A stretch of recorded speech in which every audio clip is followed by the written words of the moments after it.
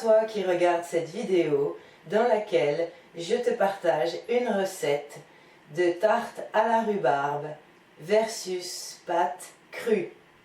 Tarte à la rhubarbe à partager à plusieurs ou à manger en plusieurs fois en dehors des repas. Les quantités sont prévues pour un moule à tarte de 4 à 5 personnes.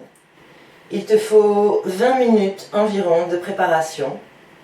Et comme ustensile, il te faut un couteau, si possible aussi un couteau économe, une cuillère à soupe, une spatule, un moule à tarte 4-5 personnes, un mixeur, un faitout, où moi j'utilise une vaporiera pour une cuisson plus douce, et cette planche à découper. Les ingrédients pour garnir la rhubarbe, ce sont des tiges soit congelées, mais ici crues, du miel pour casser l'acidité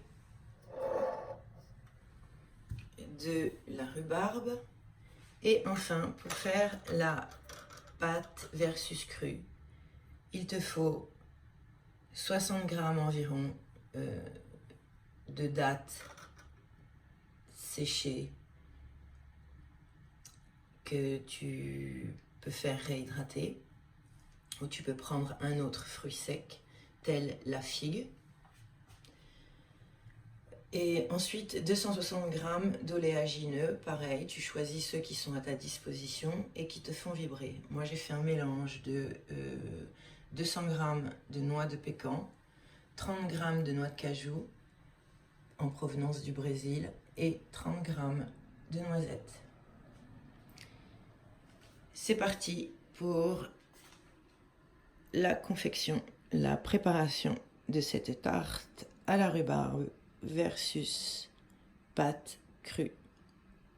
Ah oui, j'ai oublié aussi le papier sulfurisé au fond du moule à tarte pour pouvoir mieux démouler les parts de tarte à la fin de la préparation. J'ai mis un fond d'eau de source pour réhydrater ces dattes.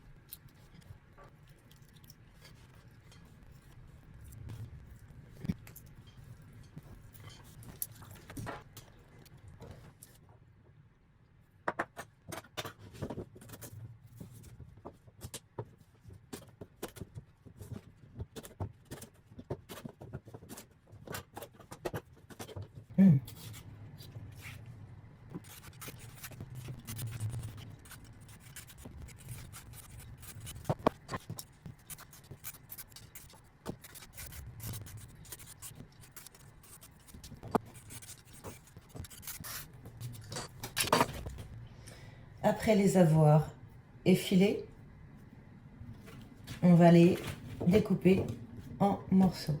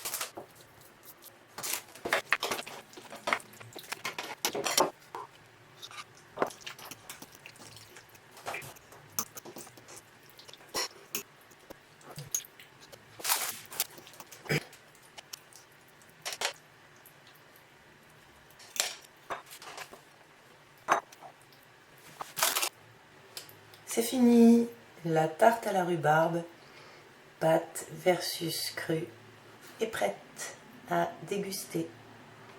Bon appétit!